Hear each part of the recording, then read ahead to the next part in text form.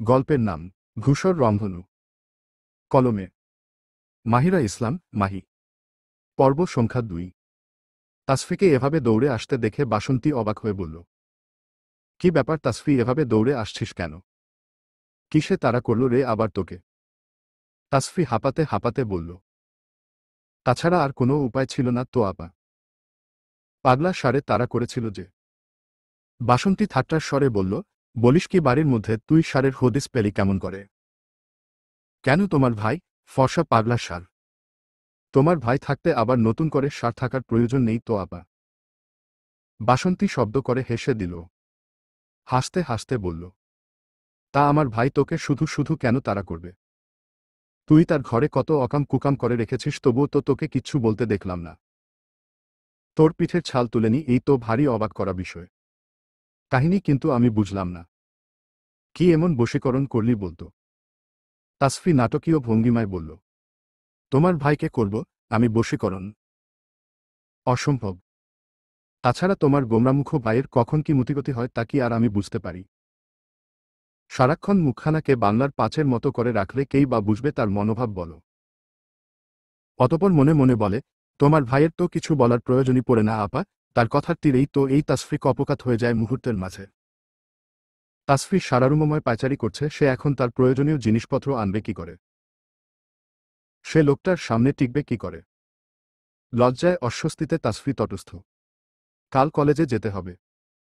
অহংকারী পুরুষটি তো তার আগে আর কলেজে যাবে না নিশ্চয়ই, এখন কি করে সে তার জিনিসপত্র আনবে? ভাব তাসফি ভাব। মাথাটা সঙ্গে রেখেছিস কেন? একটু বুদ্ধি বের কর তোর মস্তিষ্ক খাটিয়ে। নিশ্চয় এক সময় না এক সময় বাইরে বের হবে লোকটা। সে তখন টুপ করে সেগুলো নিয়ে আসবে। হ্যাঁ, এটাই উপায়। তাকে তককে তককে থাকতে হবে। কখন বের হয় বলা তো যায় না। লোকটার মর্জি তো বোঝা দেয়। তাসফি দুপুরে খাবার এনে রুমে বসে খেয়েছে। আর বাইরে বের হয়নি। উই লোকের সামনে পড়ার মানেই হয় না। বিকালের দিকে তাসফি দেখল ডাক্তার সাহেব বাহিরে বের হচ্ছে। তাসফি উৎফুল্লতা নিয়ে নিস্তব্ধ রুমের দিকে এগিয়ে গেল। তবে দরজার সামনে পৌঁছাতেই তার সমস্ত আশা যেন হতাশায় পরিণত হল। কে জানত তার এই বুদ্ধিটাও দুধে ঘোলে মিশে যাওয়ার মতোই অবস্থা হবে। দরজায় ইয়া বড় একখানা তালা ঝুলছে। মানেটা কি? দিন দুপুরে রুম তালা দেওয়ার কি প্রয়োজন আজব? বিরক্ততে কপাল কুঁচকে সে রুমে এল। বাসন্তীকে সামনে পেয়ে রাগ দেখিয়ে বলল, কি শুরু করেছে তোমার ভাই এই ভর দুপুরে? তার কেন ঘরে তালা দিয়ে বাইরে যেতে হবে বলো? কি এমন জিনিস আছে তার ঘরে? সোনা দানা, লক্ষ লক্ষ টাকা পয়সা তো আর নেই। আর থাকলেও মানুষের তোর আর খেয়ে দেয়ে কাজ নেই, তোমার জল্লাদ ভাইয়ের রুমে গিয়ে তল্লাশি চালাবে? বাসন্তী কৌতুক করে বলল, কেউ তল্লাশি চালায় কিনা তা তো দেখাই যায়। আর কেন তালা দিল সেটা তুই বরং ভাইকে গিয়েই প্রশ্ন কর তাসফি। আমি কি করে জানবো বলতো? তার রুম, তার মর্জি। তাছাড়া বর্তমানে তো তার রুমে হুটহাট একটা ছোট্ট ইঁদুরের উৎপাত ঘটেছে, তাই বোধহয় এই নিরাপত্তা।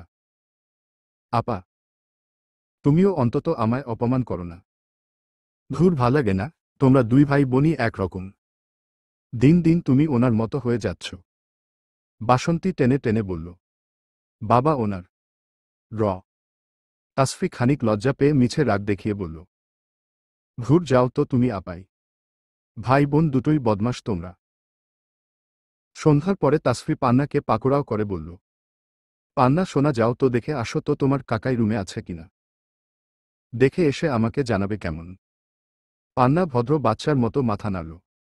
তার কাকিয়ার সব কথা মেনে চলে সে। সে একদৌড় গিয়ে আবার ফেরত এল। তাসফি ভ্রু নাচিয়ে জিজ্ঞেস করল, কি দেখলে? রুমে কেউ নেই তো কাকিয়া। তুমি একদম ঠিক দেখেছ তো। ওয়াশরুম। ওয়াশরুমে কেউ নেই তো? না। আচ্ছা, তুমি যাও তাহলে। তোমায় কাল চকলেট দেব। তাসফি তবু চুপি চুপি পা ফেলে নিস্তব্ধ রুমের দিকে এগুলো। বলা তো যায় না সাবধানের মার নেই। দরজা দিয়ে সে উকি মেরে দেখল সত্যি রুমে কেউ নেই। ওয়াশরুমের দরজা খোলা। তার মানে বান্দারাম সত্যি সত্যিই রুমল নেই। এই সুযোগ। নিশ্চিত হতেই তাসফি চট করে ঢুকে পড়ল রুমে। ঢুকেই দরজা লাগিয়ে দিল টুক করে। নিচু হয়ে নিজের কাপড় তুলতে শুরু করল জরুরি ভঙ্গিতে। তখনই বেলকনি থেকে নিস্তব্ধ কফির মগ হাতে রুমে প্রবেশ করল। দেখল ম্যাডাম নিচু হয়ে কাপড় গুছাতে ব্যস্ত। নিস্তব্ধ দেওয়ালে হেলান দিয়ে তাসফির কার্যক্রম তীক্ষ্ণ চোখে পরখ করতে লাগল। কফির মগে চুমুক দিয়ে ঠাট্টার স্বরে ব্যঙ্গ করে বলে উঠল, ক্লাসের সাইড টকিং আর কুজো হয়ে বসা প্র্যাকটিস করার জন্য ম্যাডাম বর্তমানে কলেজে যায় বুঝি? সেই প্র্যাকটিস বাড়ি ও শুরু করেছেন নাকি? Good, very good. স্বাস্থ্য ভালো থাকবে, চালিয়ে যান। নিস্তব্ধ হঠাৎ বলে উঠা কথায় তাসফি চমকে তার দিকে তাকাল। কথায় আছে না, যেখানে বাঘের ভয় সেখানেই সন্ধ্যা হয়। তাসফির বেলায় সে কথা শতভাগ সত্য প্রমাণিত হল। তার মানে এই বদলোক তাকে ক্লাসে দেখেছে। অথচ সে কতটা বোকা। ভেবেছিল নিচু হয়ে থাকলেই তাকে দেখা যাবে না। অথচ এখন হচ্ছে উল্টো। এই অহংকারীর লোকের থেকে তার অপমানমূলক কথা শুনতে হচ্ছে। আর এখন সে এই বোকামিটা করল কি করে? লোকটা রুমে ছিল, সে দেখতেই পেল না। রুমে নয়, নিশ্চয়ই বেলকনিতে ছিল। উফব তাসফি, তুই এতটা মাথামোটা কবে থেকে হতে শুরু করলি? বেলকনি, তা একটু চেক দিবি না?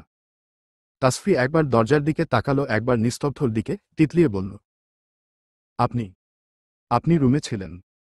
আজ্ঞে হ্যাঁ। আমি কেন দেখতে পেলাম না? নিস্তব্ধ কৌতুক স্বরে বলল, সেটা আপনার ব্যাড লাক ম্যাডাম। তাসফি দৌড়ানোর সুযোগ খুঁজছে। তাসফি পুনরায় দৌড়াতে নিতেই নিস্তব্ধ এগিয়ে এক হাত দিয়ে তাসফির হাত খপ করে ধরে ফেলল। নিজের অপর হাতে কফির মগ টেবিলে রাখল। বলল, সবসময় এত দৌড়ানোর এনার্জি পাও কই বলতো? হরলিক্স খেতে শুরু করলা নাকি? পুলচকে মেয়ে পুচকে মেয়ের মতো থাকবে। এত ওরা উড়ি কিসের শুনি? তাসফি হাত ছোটানোর চেষ্টা করতে করতে রাগী চোখে নিস্তব্ধর দিকে তাকিয়ে প্রতিবাদ করে বলল, শুনুন, আমি না মোটেও পুচকে নই। আম অলরেডি 18+, ওকে। নিস্তব্ধ ঠোঁট কামড়ে বাঁকা হেসে বলল, তাই নাকি? জি। নিস্তব্ধ হ্যাচকা টানে তাসফিকে নিজের কাছে টানল। তাসফি পিট পিট করে তাকাল। তার নিঃশ্বাসের গতি উঠানামা করছে দ্রুত বেগে। বুক ডিপডিপ করছে। কি জ্বালা, উফফ। নিস্তব্ধ তার চোখের দিকে তীক্ষ্ণ দৃষ্টিতে তাকিয়ে থেকে ফিসফিস করে বলল, সে আপনার যত টিনি প্লাস হোক না কেন, আমার থেকে গুনে গুনে আপনি 11 বছর পিছিয়ে। বুঝলে পুচকে মেয়ে, তাই বেশি বড় হওয়ার ভাইব নিয়ে চলবে না। টিকোতে পারবে না। সো বি কেয়ারফুল, ওকে। তাসফির হাত ছেড়ে বেরিয়ে যেতে গিয়ে কি যেন ভেবে আবার পিছু ফিরে চাইল। পিছিয়ে এসে তাসফির সোজাসুজি দাঁড়িয়ে নিজের মাথাটা একটু নিচু করে ফিসফিস করে বলল, আর ম্যাডাম, কাইন্ডলি আপনার মহামূল্যবান বস্ত্রগুলো এভাবে আমার ওয়াশরুমে ছড়িয়ে ছিটিয়ে রাখবেন না। আই ডোন্ট লাইক ইট, ওকে। তাসফির মাথায় টোকা মেরে নিস্তব্ধ দরজা খুলে বেরিয়ে যেতে যেতে কড়া স্বরে বলল, আর নিজের সব জিনিসপত্র ছাফ করে এখনই রুম থেকে বেরিয়ে যাও, ফাস্ট। তাসফি বুঝল না অসভ্য ডাক্তার কিসের কথা বলল। তাসফি বিড়বিড় করল, বেরিয়ে যাও, ফাস্ট। কেন রে, এই তাসফি কি তোর রুমে থাকতে চাইছে নাকি? সে তো তার জিনিসপত্র নিতেই এসেছিল। তুই ছিলি না, তাই তো একদিন একটু ফায়দা লুটেছিল। হুম। আধা ঘন্টা পর নিস্তব্ধ আবার নিজ রুমে এলো, দেখল তাসফির প্রায় সব নেওয়া কমপ্লিট। শেষ ব্যাগটা নিয়েই বের হচ্ছে। দাঁড়াও। তাসফি ঘুরে দাঁড়িয়ে বলল, কি হলো, আবার পিছু ডাকছেন কেন? সব তো নিয়েই নিয়েছি। নিস্তব্ধ কটমট করে বলল, তাই না, সব নিয়েই নিয়েছ? আজ্ঞে। নিস্তব্ধ তাসফির হাত ধরে টেনে নিয়ে গেল ওয়াশরুমে। চিবিয়ে চিবিয়ে বাইরের দিকে তাকিয়ে বলল, তাহলে তোমার এগুলো রেখে যাচ্ছ কার জন্য? এইসব মেয়েলি জিনিস কি এখন তুমি আমায় পড়তে বলবে? আশ্চর্য। তাসফি জিবে কামড় দিল। আস্তাগফিরুল্লাহ। ছি, আসল জিনিস নিতেই তো সে ভুলে গেছে। Shame on you Tasfi. তোর মতো আহাম্মক আর দুটো হয় না। জানিয়ে এত হুলস্থুল কাণ্ড। সেই লজ্জাকর ঘটনাই বারবার সামনে এসে যাচ্ছে। লোকটা তাহলে একটু আগে এটার কথাই বলেছিল। আর সে বুঝতে পারল না। ছি। নিস্তব্ধ গটগট পায়ে বেলকনিতে চলে গেল। তাসফি লজ্জায় অস্বস্তিতে কোনো রকমে ওগুলো তুলে সেগুলো নিয়ে ছুটল রুমে। তাকে আর পায় কে? চারিদিকে অন্ধকারে নিস্তব্ধ নীরবতা বিরাজমান। নীরবতা কাজ কারাই বাহুল্য। কারণ এখনই তো একটা সময় যখন পুরো শহর ঘুমন্ত থাকে। না হলে সারাদিনে লাঠি চার্জ করেও তো কোথায় একটা নিরিবিলি জায়গা খুঁজে পাওয়া সম্ভব না। বিছানায় শুয়ে নিস্তব্ধ হাঁসফাঁস করল কিছুক্ষণ। ঘুম আসছে না কিছুতেই। সে বুঝতে পারছে না এমন কেন হচ্ছে তার সাথে। বালিশের পাশ হাতিয়ে বের করল একখানা গোলাপি ওড়না। মিষ্টি গন্ধে নিস্তব্ধ আবেশে চোখ বুজে নিল। ইস! মুহূর্তেই ঘুম ধরা দিল তার চোখে। ধীরে ধীরে তার চোখে ম্লান হতে শুরু করল ধরনীর সকল রহস্য। পরদিন ক্লাসে তাসফি মন মরা হয়ে বসেছিল। তখন আশার আগমন ঘটল। কি খবর রে তোর তাসু? মুখ এমন ভার করে রেখেছিস কেন? তাসফি মাথা নাড়িয়ে কিছু না বোঝাল। যথাসময়ে নিস্তব্ধ ক্লাসে উপস্থিত হল।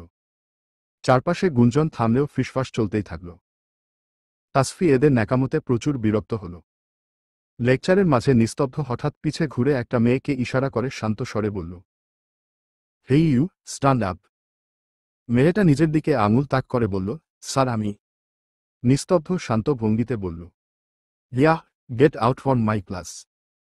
কিন্তু স্যার। Get out. এবারে আর শান্ত নয়, বর্জ্য কণ্ঠে বলে উঠল সে। নিস্তব্ধ ধমকে কেঁপে উঠল ক্লাসের সকলে। তাসফি হাত থেকে কলমটাই ঠাস করে পড়ে গেল। সে নিজের বুকে থু থু দিল। ও মা গড! এই লোকটা এভানের ঝাড়ি দিতে পারে, তার ভাবনাই ছিল না। কোনো কুক্ষণে যে সে এর সাথে গাঁটছড়া বেঁধেছিল কে জানে। তার ঝাল তা সে এখন হাড়ে হাড়ে টের পাচ্ছে। মেয়েটা নিঃশব্দে বেরিয়ে গেল। নিস্তব্ধ পুনরায় সকলকে শাসিয়ে বলল, পরবর্তী দিন থেকে আমার ক্লাসে কেউ কোনো সাইড টকিং করবে না। যে করবে সে আস্তে করে ক্লাস থেকে বেরিয়ে যাবে সসম্মানে। তার অ্যানাটমি পড়ার কোনো দরকার নেই। আন্ডারস্ট্যান্ড? বাইরে গিয়ে মাঠের ঘাস পরিষ্কার করাই বেটার। হিউম্যান বডির কার্যকলাপ জানার তার কোনো দরকার নেই। নিস্তব্ধ ঘুরে পুনরায় নিজের লেকচার শুরু করল। সকলে ভয়ে তটস্থ। কারণ তাদের ক্লাসগুলো করা খুবই গুরুত্বপূর্ণ। একবার বের হলে পরবর্তীতে গুরুত্বপূর্ণ শিডিউলগুলো আর পাবে না। কে বলবে এই সুদর্শন হ্যান্ডসাম ডাক্তার এতটা রাগী হতে পারে? কেউ তো ভাবতেই পারেনি। প্রথম দিন তো শান্তই ছিল। নিস্তব্ধ লেকচার শেষে রুম ছেড়ে বেরিয়ে যেতেই চারপাশের গুঞ্জন আবার শুরু হল। নিস্তব্ধকে ফেলা হলো সুদর্শন রাগী করা ডাক্তার প্লাস লেকচারারের খাতায়। তাদের কলেজে আরও দুজন হ্যান্ডসাম লেকচারার রয়েছে, তবে তারা এতটাও কড়া নয়। নিস্তব্ধ যাওয়ার সঙ্গে সঙ্গে আশা হাই হুতাশ করে বলল, বইন এত সুদর্শন একজন পুরুষকে কেন এত কড়া রাগী হতে হবে বলতো? একটু মিষ্টি করে কথা বললে কি হয় বল? তাসফি কৌতুক করে বলল, কেন সানা তোর ক্রাস? আরও খাও ক্রাস। এই লোক কি জিনিস সেটা তো শুধু তাসফি জানে। আশা আফসোস করে বলল, আর ক্রাস? বাপের জন্মেও আর ক্রাস খাব না। ভালো লাগাটা সাময়িক। রাস্তায় একটা ফুটফুটে কুকুরের ছানাকে দেখলেও আমাদের ভালো লাগে। কিন্তু ভালোবাসাটা সাময়িক নয়। তা আজন্মের মায়ার বন্ধন। ভালোবাসার কোনো মানুষ হাজার অপরাধ করলেও আমাদের কাছে তা তুচ্ছ মনে হয়। আর একজন অপরিচিত মানুষের প্রতি ভালোবাসা কখনো এক দেখাতেই হয় না। মানুষ বলে না লাভ অ্যাট ফার্স্ট সাইট। আসলে এটা কখনো সত্য নয়। প্রথম দেখায় ভালো লাগা হয়, কিন্তু ভালোবাসা নয়। ভালোবাসা হয় ধীরে ধীরে। একসঙ্গে এক ছাদের নিচে বসবাস করতে করতে ভালোবাসা, মায়া ধীরে ধীরে জন্মাতে শুরু করে। যেমন প্রথম দেখাতেই রাস্তার কুকুরের ছানাটিকে ভালো লাগলেও আপনি যদি সে ছানাটিকে কিছুদিন যাবৎ প্রতিদিন দেখেন, সঙ্গে তার অসহায়ত্বটুকু প্রতিদিন একটু একটু করে অনুভব করেন, তবে ধীরে ধীরে তার প্রতি ভালোবাসা জন্ম নিচ্ছে। এবং তারপরেই আপনি চাইবেন আপনার ভালোবাসাটাকে আঁকড়ে বাঁচতে, তার সঙ্গ পেতে, তার কাছাকাছি আসতে। আর তবে সেটাই হবে আসল ভালোবাসা। তখন দেখবেন আপনার নিকট এতদিন ধরে থাকা দেখা ধূসর রংধনু হঠাৎ তার রং পরিবর্তন করে 7টি রঙের রংধনুতে আকৃতি নিয়েছে। ধূসর আকাশ উজ্জ্বল হয়েছে। অন্ধকার পৃথিবী আপনার কাছে নতুন করে আলো ছড়িয়েছে। মাঝে কেটে গেছে আরও কয়েকটা দিন। এই কদিন তাসফি নিস্তব্ধ থেকে নিজ মুখ লুকিয়ে পালিয়ে বেরিয়েছে। যথাসম্ভব এড়িয়ে গিয়েছে সে তাকে। তাছাড়া পুরুষটির সেদিনের কথায় তার মনে গভীরভাবে দাগ কেটেছে। আজ নিস্তব্ধের ক্লাস আছে। তাসফি উদাস ভঙ্গিতে বসে আছে ক্লাসে। যথারীতি নিস্তব্ধ ক্লাসে প্রবেশ করে নিজের লেকচার শুরু করেছে। তবে তাসফির আজ ক্লাসে মনোযোগ নেই। সে অন্য ভাবনায় বিভোর। তার মনের মাঝে সপ্তাহ খানেক ধরে কিছু একটা নিয়ে দোটানায় ভুগছে। কিসের দোটানা তা সে নিজেও বুঝতে পারছে না। লেকচার শেষ হতেই নিস্তব্ধ হঠাৎ তাসফি নাম ধরে ডেকে উঠল। তাসফি চমকে উঠল। দুরু দুরু বুকে এগিয়ে গেল সে স্যারের দিকে। নিস্তব্ধ গম্ভীর কণ্ঠে আদেশ দিয়ে বলল, পরবর্তী ক্লাস শেষে তার ডেস্কে গিয়ে দেখা করতে। কিছু কাজ আছে। তাসফি বুঝল না তার সাথে হঠাৎ কি কাজ থাকতে পারে এই লোকের। আশা ভ্রু উঁচিয়ে বলল, কি ব্যাপার বলো তো দোস্ত, স্যার হঠাৎ তোকে ডাকলো কেন? কি কাজ রে? তাসফি ঠোঁট উল্টে বলল, জানি না, তবে গিয়ে দেখি। হ্যাঁ যাও, ক্লাসের শিডিউল প্রতিদিন মেইনটেইন করো, দেখ স্যার তোমার উপর সন্তুষ্ট। তাসফি মনে মনে বলল, না রে পাখির বাসা, সন্তুষ্ট না ছাই। এই অহংকারী ডাক্তার তো তাকে পছন্দই করে না, তাকে দেখতেই পারে না। আমার সন্তুষ্টি, তাকে কেউ সন্তুষ্ট করতে পারবে কিনা কে জানে। তবে আজ হঠাৎ এই তলবের কারণটা কি? পরবর্তী ক্লাস শেষে তাসফি নিস্তব্ধর কেবিনে গিয়ে নক করলে ভেতর থেকে আওয়াজ আসে, কাম ইন। তাসফি ভেতরে ঢুকে দেখে একজন পেশেন্ট সেখানে উপস্থিত। নিস্তব্ধ হাতের ইশারায় তাকে পাশে থাকা বেঞ্চিতে বসতে বলে, বাব্বা এই লোক ক্লাসের সঙ্গে রুগী ও দেখে নাকি? বাহ, এই লোকের কাছে রুগী আসে নাকি? সে তো ভেবেছিল তার উল্টো। বাইরে দেখল আরও রুগীর সংখ্যা। কিছুক্ষণের মাঝে আগত পেশেন্ট বিদায় নেয়। সকলকে কি বলেছ তুমি, ম্যারিড ওর আনম্যারিড? তাসফি নিজের ভাবনায় ব্যাঘাত ঘটে। হঠাৎ প্রশ্নে সে আরও কিছুটা জোরসড়ো হয়ে বসে ধীর স্বরে উত্তর দেয়, কিছু বলিনি। কেউ কখনো জিজ্ঞেস করেনি যে বলবো। গুড। আশা করি বিয়ের খবর তুমি কাউকে মাইকিন করে করে জানাবে না। Got it. জি। নিস্তব্ধ তাকিয়ে ছিল তাসফির রিয়েকশন দেখতে। সে ভেবেছিল মেয়েটা এতে রিয়েক্ট করবে। সবাইকে বলতে পারবেন না, তবে বিয়ে করেছেন কেন? এখন আমি সকলকে বলবো হেনত্তান। কিন্তু নিস্তব্ধ পুচকে মেয়েটার মাঝে সেরকম কোনো লক্ষণ দেখতে পেল না। অতপর কৌতুক করে বলল, ওকে এবার তুমি আসতে পারো। আমার আরও পেশেন্ট রয়েছে, আপনাকে বসিয়ে রাখলে আজ সারা দিন কেটে যাবে। পেশেন্ট দেখা শেষ হবে না। তাসফি বেরিয়ে আসতে নিয়ে আবার ঘুরে প্রশ্ন করল, এই আপনি না সার্জন, তাহলে রোগী দেখেন কেন? এটা তো আপনার কাজ নয়। নিস্তব্ধ ভ্রু কুঁচকে তার দিকে তাকালো, বিরক্তি নিয়ে বলল, ম্যাডাম তারা আমার পেশেন্ট, কিছুদিন আগে আমার দ্বারাই সার্জারি হয়েছে, তাদের বুঝলেন, তাই তাদের কন্ডিশন চেক করা আমার কর্তব্য। তাসফি ঠোঁট বাঁকিয়ে বেরিয়ে এলো। নিস্তব্ধ একদৃষ্টিতে তাকিয়ে রইল তার প্রস্থান পানে। অতপর দীর্ঘশ্বাস ত্যাগ করল সে। এইটুকু জ্ঞান নিয়ে এই পুচকে মেয়ে ডাক্তারি পড়তে এসেছে। তবে ডাক্তারি পড়তে জ্ঞানের থেকে মুখস্থ বিদ্যাটাই বেশি কার্যকর। এখানে ফিজিক্স কেমিস্ট্রির কোনো ম্যাথ বা বিক্রিয়া নেই। যে বুঝে মাথা খাটিয়ে তবেই তা সলভ করতে হবে। রয়েছে শুধু হিউম্যান বডি নিয়ে গবেষণা। তাসফি পুনরায় ক্লাসে প্রবেশ করতেই দুটো মেয়ে তার হাত টেনে ধরে প্রশ্ন করল, কি বলল তোমায় স্যার ডেকে নিয়ে? তাসফি ভারী অবাক হল যে মেয়েরা আজ পর্যন্ত তার সঙ্গে একটু কুশল বিনিময় করেনি, আর আজ তারা তার হাত টেনে ধরছে। আশ্চর্য।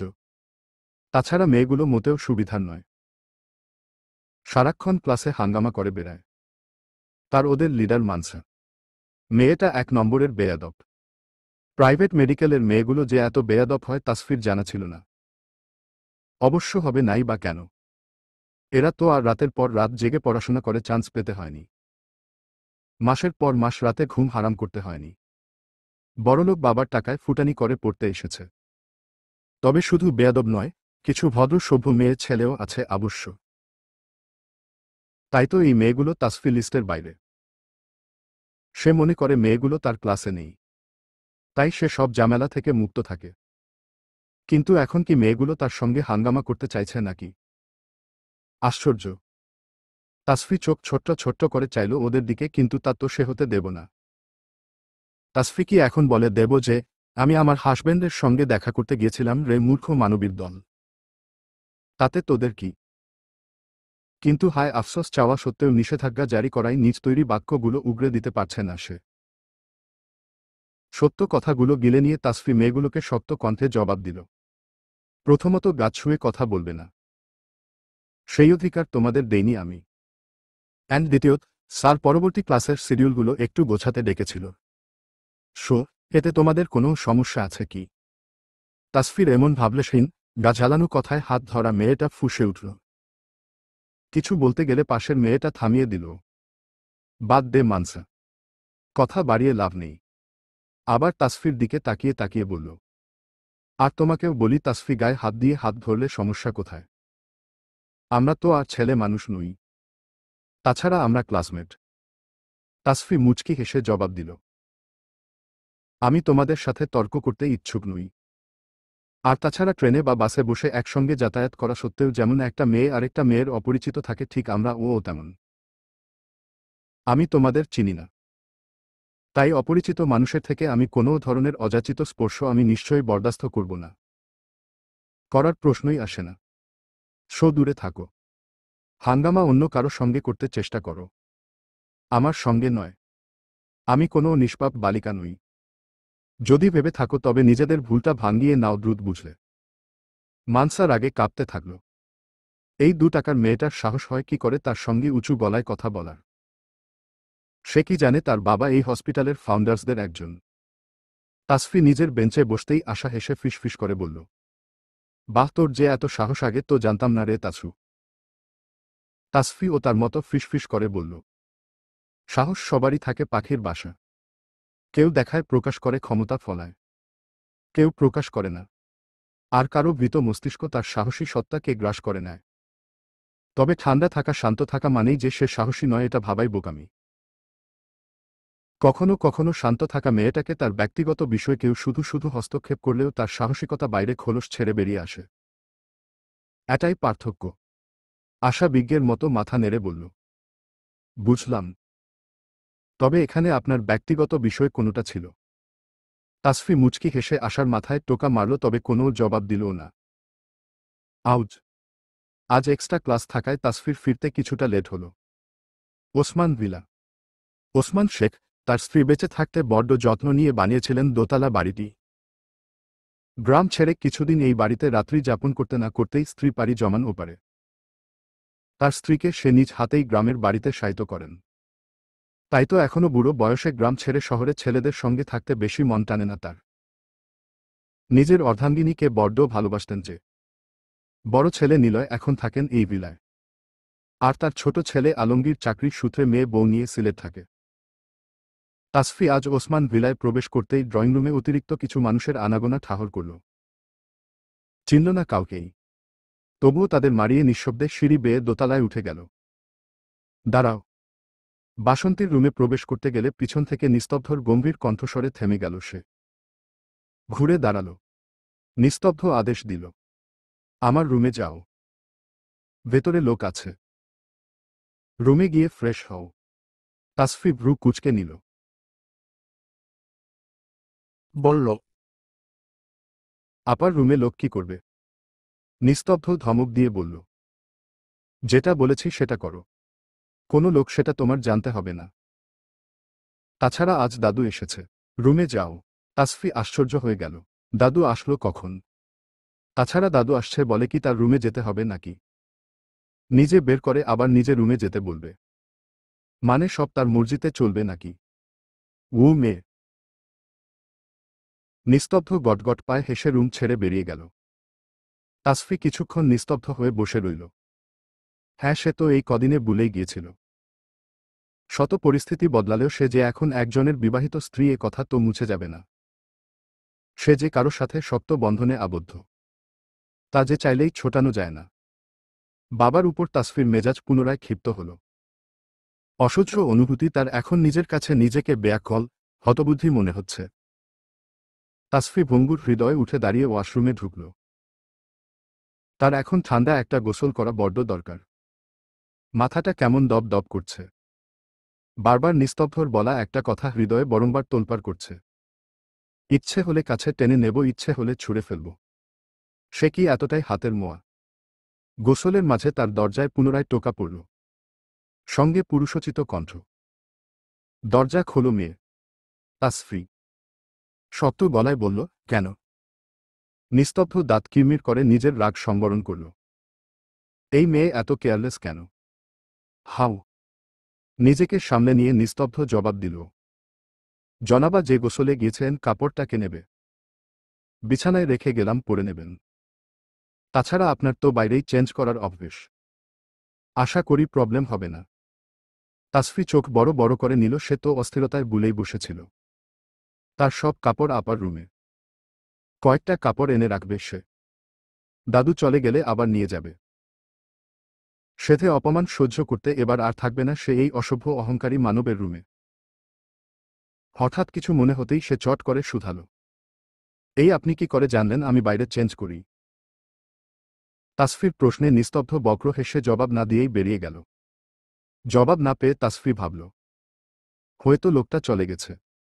কিন্তু তার মন চিন্তিত হয়ে রইল। নিস্তব্ধ কেন ওই কথা বলল? এতক্ষণে মনের মাঝে আন্দোলন করতে থাকা তীব্র অসহায় অনুভূতি যেন মুহূর্তেই কোথাও আছড়ে পড়ে টুকরো টুকরো হয়ে ভেঙে গেল। মুচকি হাসল তাসফি। ওই অহংকারী মানব কি জানে নিজের অজান্তেই তাসফির কতটা খেয়াল রাখছে সে। তাসফির হৃদয়ে আনমনা দোলা। হৃদয় গোপন কুঠুরিতে হয় জমা হয় তপ্ত কিছু অনুভূতির দল। সত্যি কি অজান্তে, নাকি ইচ্ছে করেই রাখছে? কে বলতে পারে তা? ধরণীতে সন্ধে নেমেছে অনেকক্ষণ হল। মেহমান বিদায় নিয়েছে। বিদায় নিয়েছে বললে ভুল হবে, দাম্ভিক নিস্তব্ধ ইয়াসার তাদের বের করে দিয়েছে। তাসফু আশ্চর্য হয়ে দেখল মেহমানদের সঙ্গে কেউ এমন ব্যবহার করে তার কল্পনার বাইরে। নিস্তব্ধ বাসন্তীর স্বামী হাসিবকে টানতে টানতে নিচে নামিয়ে আনে, মেহমানদের উদ্দেশ্য বলেছে, অনেক হয়েছে নাটক। আমার বোন আর আপনাদের ছেলের সাথে থাকবে না। সো আপনারা যেতে পারেন। Get out from my house. Get out. মেহমানগণ হতভম্ব চোখে নিস্তব্ধর দিকে তাকিয়ে থেকে মাথা নিচু করে বেরিয়ে গেছে। তারপর থেকেই তাসফি বাসন্তী আপার রুমে বসে আছে। বাসন্তী অনেকক্ষণ যাবৎ কান্না করছে। তাসফি জানে না কেন কান্না করছে। সে জানতে পারল নিচে যে মেহমানগুলো এসেছিল তারা আপার শ্বশুর বাড়ির লোক ছিল। বাসন্তী আর তার হাসবেন্ড হাসিবের সঙ্গে ডিভোর্সের কেস চলছে। কিন্তু ডিভোর্স এখনো হয়নি। কিন্তু কি কারণে ডিভোর্স এটাই তাসফি কারো থেকে জানতে পারছে না। দুপুরে বাসন্তী হাসবেন্ডের নিজ রুমের সাথে আলাদা কথা বলেছে। তারপর থেকে তার কান্না যেন থামছেই না। নিস্তব্ধ নিজের গম্ভীর মুখখানা নিয়ে রুমে প্রবেশ করল। গম্ভীর স্বরে বলল, আপা প্লিজ তোর উই ফ্যাসফ্যাস করে কান্না বন্ধ কর। আচ্ছা তুই কি চাস উই রাস্কেলটার সাথে সংসার করতে? হ্যাঁ বল চাস। তাহলে বল এক্ষুনি তোকে ও বাড়িতে দিয়ে আসি। তুই থাকতে পারলে আমাদের তো কোনো সমস্যা নেই। আয় রেডি হ, তোকে এখনই দিয়ে আসব। বাসন্তী করুণ চোখে তাকালো ভাইয়ের দিকে। বাসন্তী করুণ চোখে তাকালো ভাইয়ের দিকে। অভিমান মিশ্রিত কণ্ঠে বলল, আমি কি একবারও তোকে বলেছি আমি উই রাস্কেলটার সঙ্গে সংসার করতে চাই? আমি তো ওই জন্য কান্না করছি না ভাই। নিস্তব্ধ খেপাটে গলায় বলল, তাহলে কি জন্য কান্না করছিস তুই বল, কি জন্য কান্না করছিস? কি এমন বলল তোকে ঘরে ডেকে যে তোর একবারে তার জন্য দরদ উতলে পড়ছে? কি হলো বল? ও ডাকেনি তো, আমি ওকে ডেকেছিলাম। হাসিবের কিছু জিনিস ছিল আমার কাছে, সেগুলোই দিতে। তুই কিন্তু আমার সাথে খারাপ ব্যবহার করছিস ভাই। তোর এখন আমাকে একটু মাথায় হাত বুলিয়ে ভরসা দেওয়া উচিত। তা না তুই আমার উপর রাগ ঝাড়ছিস। অনিমা বেগম আর ওসমান শেখ তখন রুমে ঢুকল। নিলয় সাহেব বাসায় নেই। একটা কেসের তদারকিতে তাকে অন্য জেলায় যেতে হয়েছে। অনিমা বেগম দরজা দিয়ে ঢুকতে ঢুকতে বললেন, থামো। বাচ্চাদের মতো কি পাগলামি শুরু করেছ তোমরা? তিনি মেয়ের পাশে গিয়ে বসলেন। দৃঢ়স্বরে বললেন, বাসন্তী আমায় শুধু তুমি একটা কথা বলো, তুমি কি হাসিবের সঙ্গে থাকতে চাও? হ্যাঁ কি না? শেষবার জিজ্ঞেস করছি তোমায়। বাসন্তী ধীর স্বরে জবাব দিল, না মা, আমি ওই জানোয়ারটার সঙ্গে কখনো থাকতে চাই না। ও একটা জানোয়ার, তার থেকেও অধম। ওসমান শেখ নাতনির দিকে কিছু তাকিয়ে থেকে দীর্ঘশ্বাস ফেলেন। অতঃপর বললেন, বেশ, আর কোনো কথা হবে না। বাসন্তীর কাঁদতে ইচ্ছে হচ্ছে, সে কাঁদুক। তোমরা যার যার রুমে যাও, নিজেদের কাজ করো। দিদিভাই ডিভোর্স পেপারে সাইন করে দেব, ঝামেলা শেষ।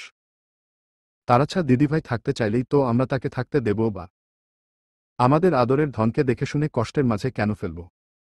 কটা দিন কষ্ট সহ্য করেছে এই তো ঢের। উই জানোয়ারকে আমার ছেলে নিজের হাতে শাস্তি দেব। এতদিন ওর নামে নির্যাতনের কেস ফাইল করিনি, এই তো ওর ভাগ্য। তবে এবার করব। ডিভোর্সটা শুধু হোক। পরবর্তীতে দিদিভাই বিয়ে করবে কি না করবে সেটা সম্পূর্ণ দিদিভাইয়ের নিজের মর্জি। তাকে সারাজীবন পালনের জন্য তার বাপ ভাইয়ের কম টাকা নেই। ওসমান চৌধুরী নিস্তব্ধর দিকে তাকিয়ে বলল, কি দাদাভাই পারবে না বোনের দায়িত্ব নিতে? নাকি বলবে পারবে না? ওসমান চৌধুরী নিস্তব্ধর দিকে তাকিয়ে বলল, পারব দাদু ভাই, অবশ্যই পারব। আমার একমাত্র বড় বোনকে আমি দেখতে পারবো না তা কি করে হয়? যে আপা আমায় ছোট থেকে কোলে পিঠে করে মানুষ করেছে তার কাছে আমি শতভাগ ঋণী। আপা সারাজীবন আমার ঘাড়ে বসে খেলেও বমার তাতে কোনো হায় আফসোস নেই। তিনি আবার ইয়ানা, আয়শা আর তাসফির দিকে তাকিয়ে বললেন, কি দিদি ভাইয়েরা তোমরা পারবে তো ননদের সঙ্গে থাকতে? আয়শা আত্মবিশ্বাসের সঙ্গে জবাব দিল, অবশ্যই পারবো দাদু। আল্লাহ রহমতে আপনার বড় নাতির কোনো কিছুর কমতি নেই। তাছাড়া আমরা তাল ভাত খেলে না হয়ে আমার ছোট বোনটাও ডাল ভাত খাবে। ইয়ানা মনে মনে বেজায় বিরক্ত হল, ঈষৎ যত্তসব ঢং এদের। তার সুখের সংসারের অন্য ধ্বংস করতে নাকি এখন সারাজীবন তাদের ঘাড়ে বসে খাবে অসহ্য। তবুও নিজের মনের কথা মনে রেখেই মেকি হেঁটে জবাব দিল, অবশ্যই দাদু, কোনো সমস্যা নেই। তাসফি দৃঢ়তার সঙ্গে বাসন্তীর দিকে তাকিয়ে জবাব দিল, অবশ্যই দাদু ভাই। কেন পারব না? আমার একমাত্র আপাইকে আমি সব সময় আগলে রাখবে। আর সে তো আমার ননদ নয়, আমার মিষ্টি একমাত্র আপাই। বলেই বাসন্তীকে পিছন থেকে গিয়ে জড়িয়ে ধরল। দাদু হেসে নিস্তব্ধর উদ্দেশ্য বলল, দেখেছ দাদাভাই, হিরে খুঁজে এনেছি তোমার জন্য হিরে। যত্ন করে রেখো কিন্তু।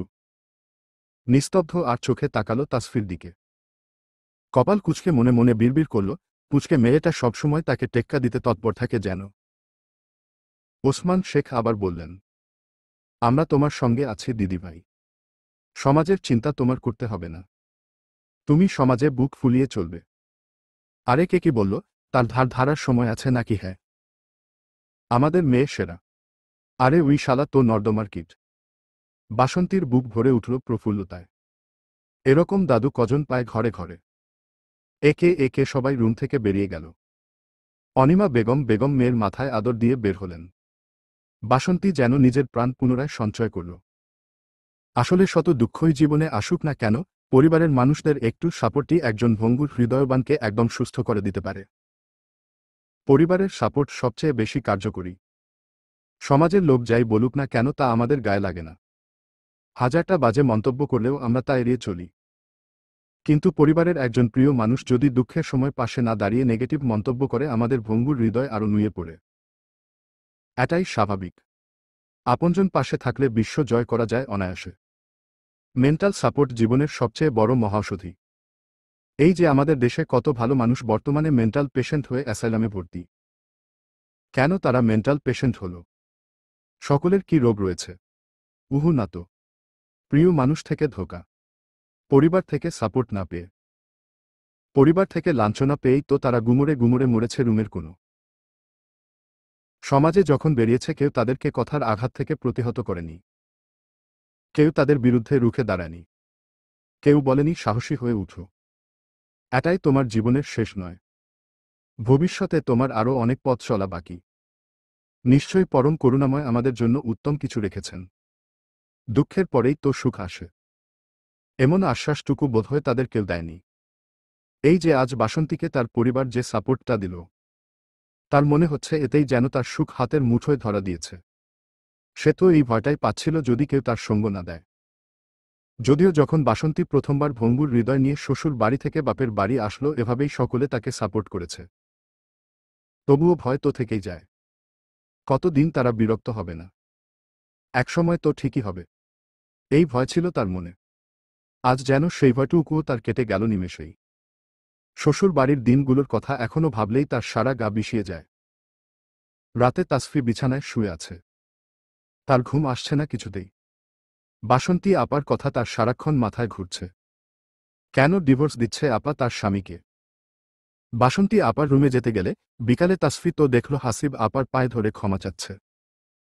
যদিও কোনো ভুল করে থাকে, তবে একজন মানুষকে একটা সুযোগ দেওয়া কি উচিত নয়? তাসফির তো হাসিবকে ভালোই মনে হলো। তবুও একদিনে কি আর মানুষ চেনা যায় না? কিছু কিছু মানুষের কত রূপ যে থাকে তা ঠাহর করাও মুশকিল। একজন মুখোশধারী মানুষের হাজারটা রূপ। আমরা সাধারণ মানুষ কি আর তা ঠার করতে পারি এক দেখাতেই? উহু পারি না তো।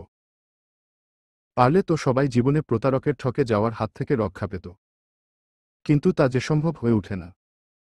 তাই তো মানুষ ঠকে যায় তার ভালোবাসার কাছে, পরিবারের কাছে, সমাজের কাছে, এমনকি একজন অসৎ দোকানদারের কাছেও।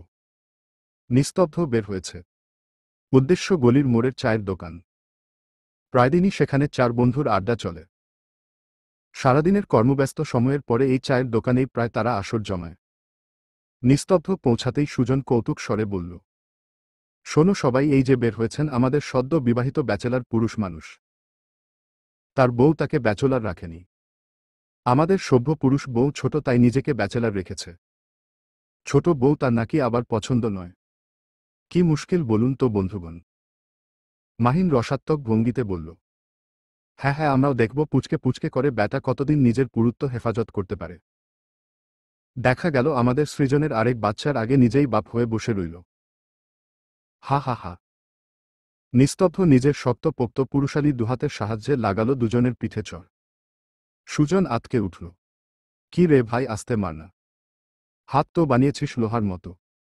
আবার ফিসফিস করে বলল, তা তোর এই অসুরের মতো শক্ত হাত দিয়ে তোর পুচকে বউয়ের নরম কোমল হাত চেপে ধরলে তো তা মোম হয়ে গলে পড়বে রে। সাবধানে বন্ধু, সাবধানে কাম চালিও।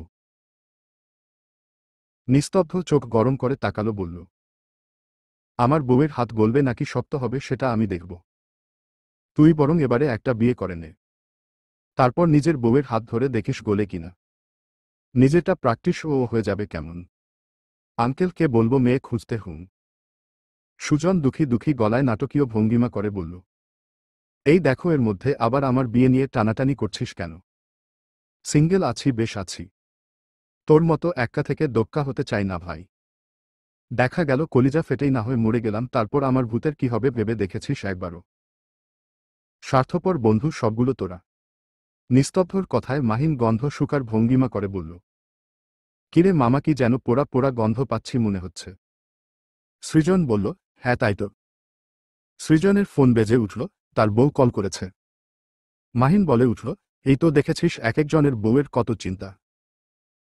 বাসার বাইরে গেলেই ফোন আর ফোন। সালার আমাদের জীবনটাই তেজপাতা।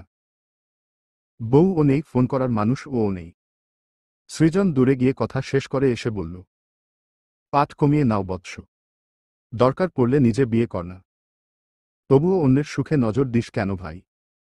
মাহিন নাটকীয় ভঙ্গিমায় বলল, নাউজুবিল্লাহ, আমি কেন নজর দেব? তোরাই তো এমন একটা বিয়ে করলি যে সালার একটা শালি জোটাইতে পারলি না। বেছে বেছে সবগুলা একটাই বউ তোদের। না আছে শালি, না আছে শালা। মাহিন পেশায় একজন ডেন্টিস্ট। নিস্তব্ধ দুষ্টু হেসে বলল, কত সুন্দরী মেয়েরা দাঁত দেখাতে আসে, একজনের দাঁত দেখে প্রেমে পড়লেই তো পারিস। হ্যাঁ সেটাই। আমার রুচি এতটাও নিচে নামেনি যে পোকায় খাওয়া দাঁতওয়ালা মেয়েকে পছন্দ করব। মাহিনের কথায় বাকি 3 বন্ধু হাসতে লাগল জোর কদমে। অতপর বন্ধুদের আড্ডা চলল অনেক রাত পর্যন্ত। দরজা খোলার শব্দে তাসফি সচেতন হল। নিশ্চয়ই ডাক্তার সাহেবের আগমন হয়েছে। এই রাত 12টার সময় তার আসার সময় হল। আসুক তাসফিরও, তাতে কি। তাসফি ঘুমিয়ে পড়ার ভান ধরে শুয়ে রইল বিছানার মাঝে। এবার ঘুমা না ঘুমা। ডেকে কি করে ঘুমাস তুই ব্যাটা? দুপুরে আমায় ঝাড়ি মেরেছিলি না? এবার ঘুমা আরাম করে। নিস্তব্ধ রুমে ঢুকে ফ্রেশ হয়ে বিছানায় এসে তাসফিকে এভাবে মাঝে শুয়ে থাকতে দেখে কপাল কুঁচকাল। সব মেয়েটার ফাজলামি, শয়তান কি তা সে ঠিকই বুঝেছে। সে শক্ত কণ্ঠে বলল, পাশে সরে ঘুমান। আমি জানি আপনি ঘুমাননি ম্যাডাম। শো নাটক বন্ধ করে সরেন। কি করে বুঝল সে ঘুমায়নি আজব? তবু তাসফি সরল না, ঘাপটি মেরে পড়ে রইল। নিস্তব্ধ এবারে তাসফির মাথায় জোরছে টোকা মারল। তাসফি ব্যথায় আউট শব্দ করে উঠল। নিস্তব্ধ বাঁকা হেসে বলল, কি ম্যাডাম, টেকনিক পছন্দ হয়েছে তো আপনার? তাসফি তার দিকে রাগী চোখে তাকিয়ে সরে শুল। নিস্তব্ধ গায়ে কাঁথা টেনে সাদা আলোর উজ্জ্বল লাইট খানা নিবিয়ে দিল। কালো ডিম লাইট জ্বালানিয়ে দিল। আজব আলো যখন করতে চাস তাহলে এমন কালো না লাগিয়ে লাইটটা অন্য রঙের লাগালে কি সমস্যা এই ব্যক্তির? আজব সব কারবার। তাসফি কিছুক্ষণ উসখুস করে পেটের কথা উগরেই দিল। আচ্ছা বলুন তো আপা, কি কারণে হাসিব ভাইকে ডিভোর্স দিতে চাইছে? নিস্তব্ধ জবাব দিল না। তাসফি আবারও বলল, এই যে শুনছেন, বলুন না। নিস্তব্ধ চোখ খুলে রাগী চোখে তাকিয়ে বলল, পুচকে মেয়ে, তোমার এত কিছু জানার তো আমি প্রয়োজন দেখছি না। সকালে ক্লাস নেই। এসব চিন্তা বাদ দিয়ে পড়াশোনা করো ঠিকঠাক। এখন নিজে ঘুমাও। আর আমাকে ও ঘুমাতে দাও। ঘুমাও।